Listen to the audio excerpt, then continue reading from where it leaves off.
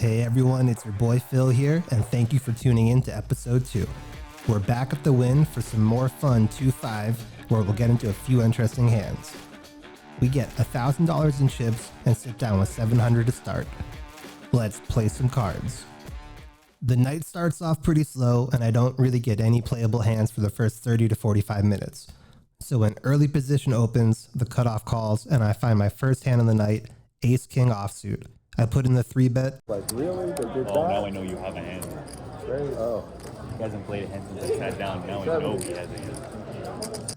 And everyone folds. Sorry, bro. You haven't played a hand since Nixon was president. I know right?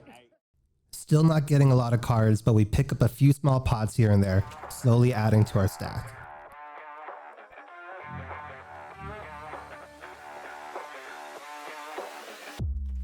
Eventually we get our first hand with some decisions to make when the cutoff opens to 20 and we look down at pocket 8s in the small blind.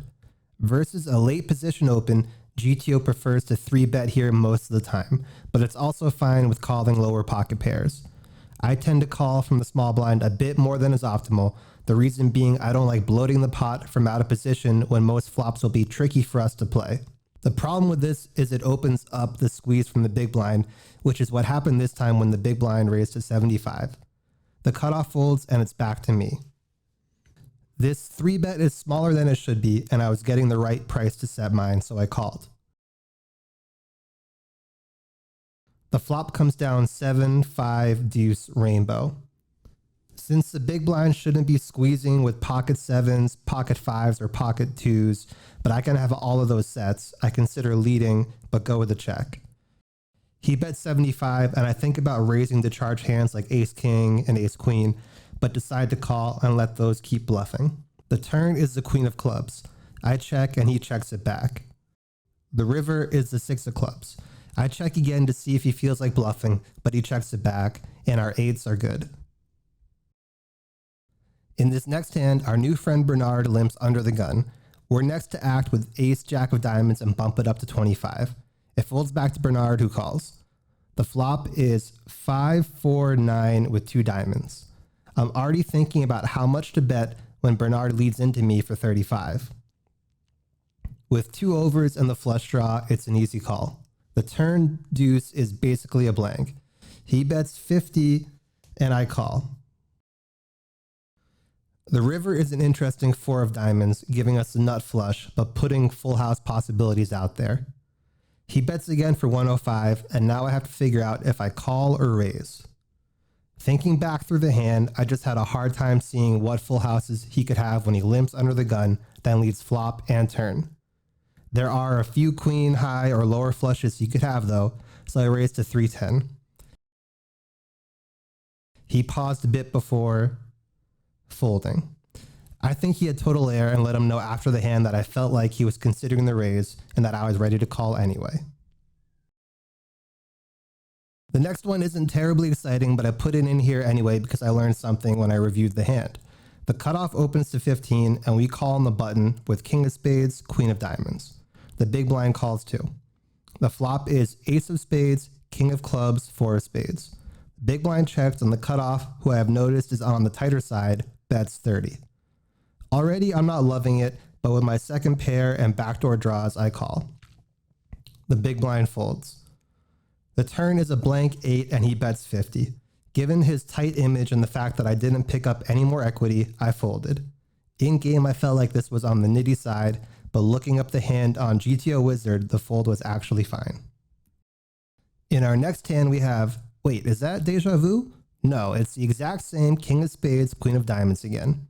A few people are taking a break, so we're only 6-handed for this one. We open under the gun and get 4 callers. The button, small blind, and big blind all come along. The flop comes down, King 10-7 with 2 hearts. The small blind leads into the field for 20, which is a bit concerning. The big blind calls, and getting this price, I don't think I can fold top pair yet, so I call. The button folds. The turn is a 7, which shouldn't change much. The small blind bets again, but just for 30. The big blind folds. I think the small blind mainly has one of the many draws like Queen Jack, Jack 9, 9-8, or a flush draw. There aren't many suited combos of king 7 or 10-7 left, and it's unlikely he's flatting pocket 10s pre. Looking back on this, I could get behind a raise here to charge those draws to see the river, but I ended up calling. The river is another king, which we love to see. Even better, he bets again for 65. Now I'm hoping he somehow has a 7 in his hand and raises it to 215. He pretty quickly folds and let me know later that he had queen jack. It folds to us in the small blind, and we ask the big blind if he wants to chop. He says no, and that's fine with us when we look down at the pocket jacks, aka the jiggities. I raise to 30 and he calls. The flop is 10-9 deuce rainbow. Pretty good flop for jacks. I bet 20 and he raises to 65. He could have more 10-9s in his range than me, but he could also be doing this with just top pair, a straight draw, or something more ambitious like double backdoor draws. I call since I am either way ahead or way behind, and you don't want to pile in money in those situations. The turn is a 6. I check and he checks behind. This makes me discount hands like 2 pair of straights, leaving him with more top pair type hands. The river is a king, and unless he has king 10 or was randomly getting after it with a hand like king jack, it shouldn't interact with his range much. I bet 75 looking for some thin value against a 10, but apparently I went a little too large. He folds and shows the 10. It's always nice to know when your hand reading is dialed in. Now we're four-handed since we've lost a few players and some are taking a break. We open the cutoff with Jack 8 suited, which is on the looser side but still GTO approved as long as we only do it 10% of the time. I had been card dead for a while and not finding myself in many big pots, so I was just ready to play something somewhat connected and suited. The button calls and the big blind calls too. The flop is queen of diamonds, 8, and a 4. Giving us middle pair. No point in us betting here multi-way as it checks around. The turn king of diamonds gives us a flush draw to go along with our middle pair. It checks to me and I think this is an okay hand to semi-bluff with. If the small blind had 2 pair, they would have bet already, so I just have to worry about the button behind me. I go with a bet that is a bit too small looking back on it, just putting out 20. The button folds and the big blind calls. The river is the ace of clubs, which I think is better for my range. The big blind checks and I don't see my pair of 8s being good. I throw out a bet of 45, mainly targeting a queen, but I think this is another spot where I needed to go bigger. He pretty quickly calls. I flip over my jack 8 and he shows king jack for a pair of kings. Some people feel embarrassed after their bluff gets caught, but I just look at it as a marketing expense. Flip those cards over proudly and get ready to cash in when you actually make a hand. Which leads us to the final hand of the night, the one you have been waiting for, or at least the one I was waiting for. A lot of the time your session will come down to 1 or 2 hands, and it's critical to play those right. The low jack opens to 15 and he's sitting on about 8 to 900. We look down at ace of clubs, king of spades, and the hijack and have an easy 3-bet to 50. It folds back around to him and he calls. I'd never played with him before, but from overhearing his conversations, it sounded like he was more of a tournament player. We absolutely nail the king 6 flop. We even have the ace of clubs to go along with the 2 clubs on the board, so my main concern is we have too much of it.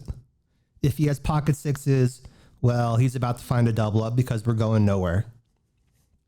He checks and we bet 45. He calls. The turn 5 of spades is a blank. He checks, and in the theme of the night, I bet on the small side to 110. A better size would have been around 180 to set up a closer stack to pot ratio on the river. He calls again. The river is the 9 of clubs, and he checks it over to me. Having the ace of clubs in my hand means he shouldn't have basically any flushes in theory. In reality, people call with hands like queen jack suited, jack 10 suited, and 10-9 suited more often than they should. If he's calling with those sorts of hands, he'll also end up with weaker kings like king queen suited, king jack suited, and king 10 suited. He also has some under pairs like queens, jacks, and 10s in his range.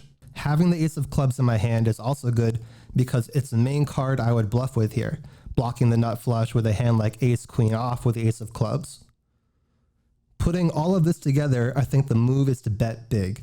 There's about 400 in the pot and he has a bit over 600 left in his stack. Now you see why it was important to bet larger on the turn to set up a 1-to-1 stack to pot ratio on the river. I was still determined to go for it all though, thinking he had enough strength in his range to call. So I said those magical words. All in?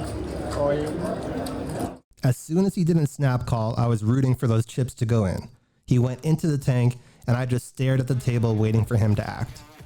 Eventually, he tosses in the calling chip, and I flip over the ace-king. He shakes his head, mucks his cards, and the dealer counts our chips to confirm that I had him covered. After this, a few more people left the table, and it was me and a handful of pros. I decided to wrap it up and call it a night.